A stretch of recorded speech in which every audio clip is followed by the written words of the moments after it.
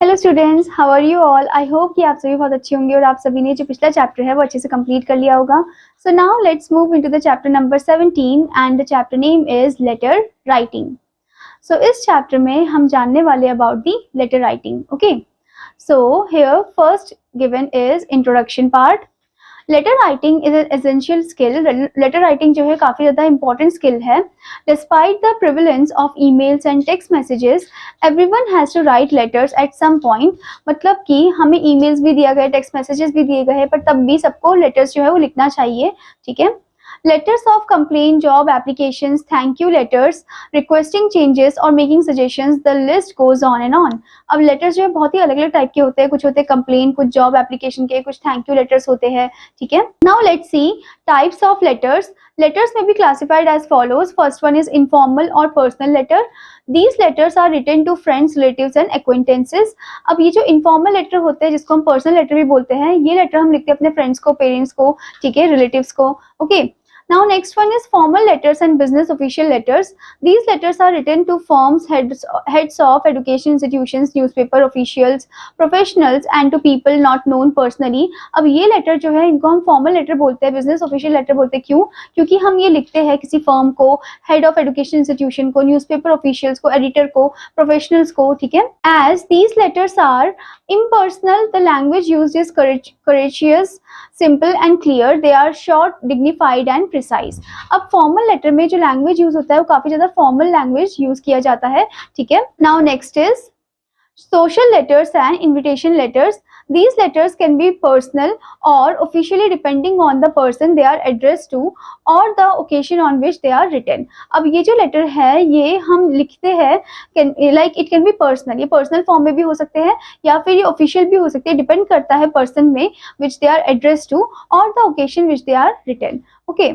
The letter of invitation, condolence and congratulation, thank you letter etc. ये सभी जो है social letter में आ जाते हैं। Now let's see the format of a letter. So now student, let's see the format of a letter. A letter generally has 6 parts. Letter में 6 parts होते हैं. These are the address, the date, the salutation, the body, the subscription and the signature. These are described below. So यहाँ पर आप देख सकते हो क्या क्या होते हैं इसमें। एड्रेस होता है, डेट होता है, सैल्यूटेशन होता है, बॉडी होता है, सब्सक्रिप्शन होता है और सिग्नेचर होता है। ठीक है। तो सबसे पहले आपको यहाँ पर दिया है the address. It contains the writer's address and is written on the top left of page in 2-3 lines. अब ये जो है ये क्या कंटेन करता है? राइटर का एड्रेस कंटेन करता है, यानी कि सेंडर का एड्रेस कंटेन करता है और ये लेफ्ट ऑफ द पेज में लिखा जाता है 2-3 लाइन्स में। ठीक है।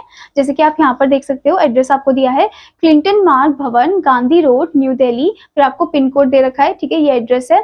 और उसके बाद क्या आता है? उसके बाद 1 लाइन लीव करके आपको लिखना है डेट। फिर उसके बाद आता है द सैल्यूटेशन, जिसको लिखा जा रहा है, जैसे यहाँ पर लिखा है dear Neeraj. Okay.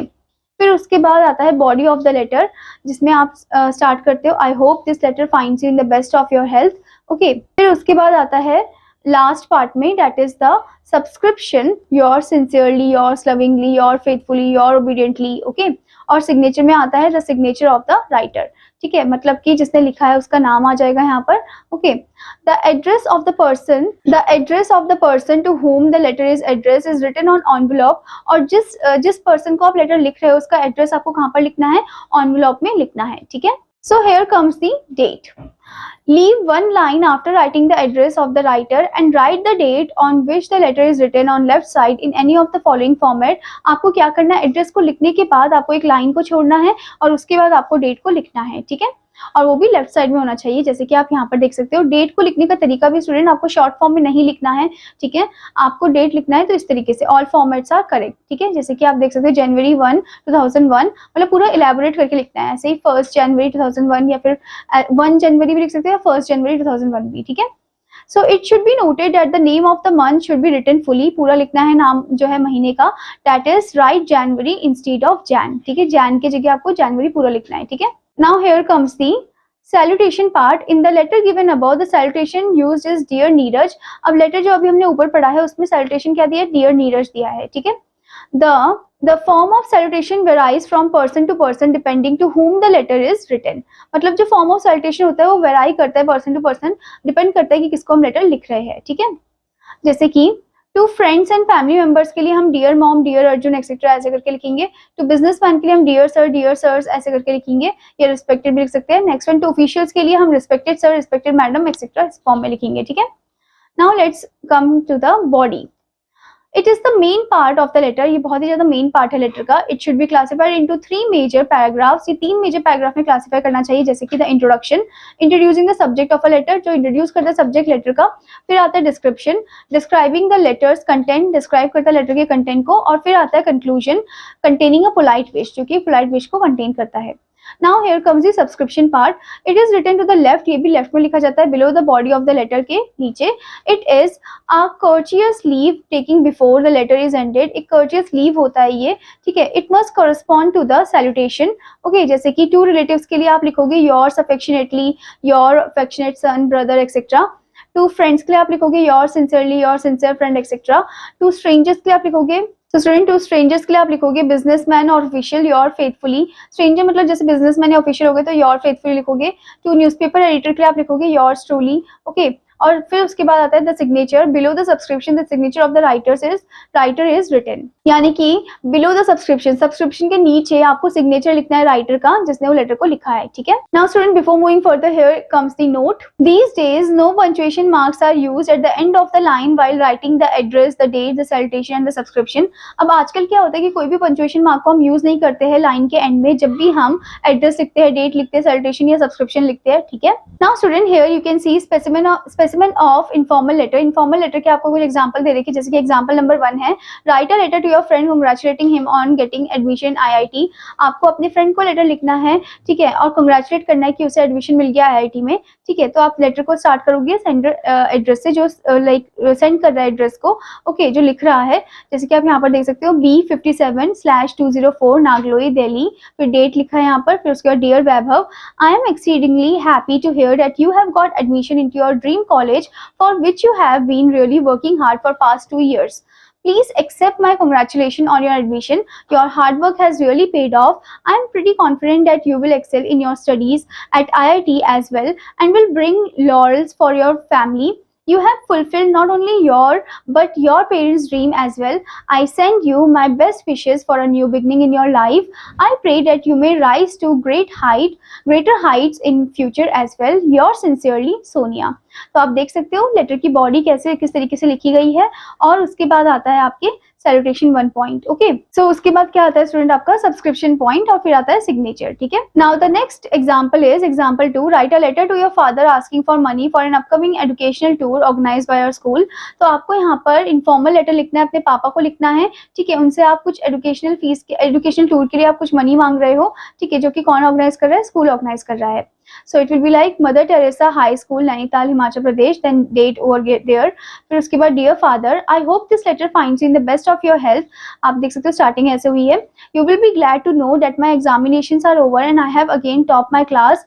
Our school is organizing an educational tour to Jaipur during the summer vacation. Mr. Sudhanshu Trivedi, our science teacher, will accompany us on this tour. It's a 15 days tour and we plan to visit Chandigarh, Delhi and Jodhpur.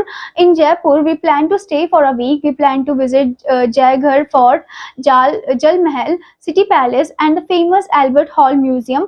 The school shall bear all the expenses for lodging. We shall have to pay 5,000 rupees only for the fare and the food.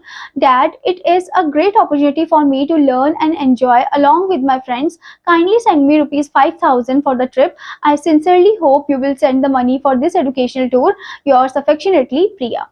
तो यहाँ पर आप देख सकते हो कि कैसे letter में अच्छे से डिस्क्राइब किया गया है पॉइंट्स को, और फिर आप सब्सक्रिप्शन देख सकते हो और उसके बाद सिग्नेचर, ठीक है। Now the next is example 3, write a letter to your friend consoling him on the untimely death of his father. Okay, तो यहाँ पर आप अपने दोस्त को लेटर लिख रहे हो जिनके फादर की डेथ हो चुकी है, ठीक है। सो यहाँ पर आप कैसे स्टार्ट करोगे, एड्रेस लिखोगे पहले B5/356 मुकेश नगर झारखंड, फिर डेट, फिर my dear Prerit, we were stunned when Pritish told us that about your father's untimely death due to a sudden cardiac arrest. This tragedy has befallen you at a time when you badly need fatherly care and affection. It is very unfortunate that your responsibilities for a family have now increased. My mysterious indeed are the ways of God, and man is only a tool in his hands. Please accept my heartfelt condolences to bear this irreparable loss. May the God grant peace to the noble departed soul. Yours sincerely, Sweta. ठीक है. Now student here comes the specimen for formal letter. अब है formal letters के कुछ example, जैसे कि example 4 आप देख सकते हो. Write a letter to the principal of Saint Thomas school requesting him for your younger brother's admission in class 4. Okay, तो आपको लेटर लिखना है प्रिंसिपल को of the Saint Thomas school. ठीक है, आप उन्हें रिक्वेस्ट कर रहे हो कि आपके जो छोटा भाई है उनका एडमिशन हो जाए. ठीक है, किसमें? क्लास 4 में.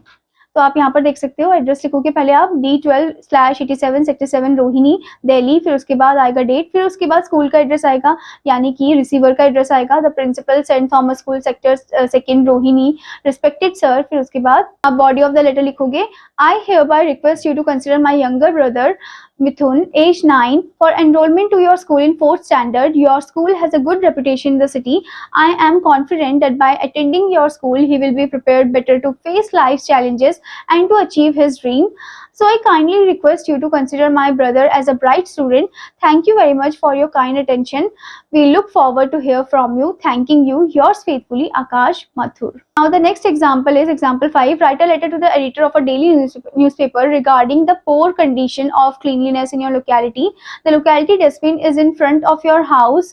It gets overfilled with garbage, resulting in the spilling of garbage on roads and creating an unhealthy environment. तो आपको यहाँ पर लेटर लिखना है एडिटर को. ठीक है, जो न्यूज़पेपर के एडिटर उनको आपको लेटर लिखना है. ठीक है, और क्या बताना है? उनको शिकायत करनी है poor condition of cleanliness in your locality, और ये भी बताना है कि जो लोकेलिटी का डस्टबिन है जो आपके घर के ही पास में है, ठीक है, मतलब आगे की साइड है, वो बहुत ज्यादा ओवरफिल रहता है, उससे पूरा कूड़ा जो है वो रास्ते में ही बिखरा हुआ रहता है. ठीक है, तो लेटर आप स्टार्ट करोगे. First of all address B118 Krishna Nagar Delhi, फिर डेट, फिर उसके बाद the editor the Delhi Times New Delhi, फिर sir I would like to bring to the notice of the authorities through the column of your esteemed newspaper towards the poor condition of the roads and streets of our locality which are very untidy and unhygienic.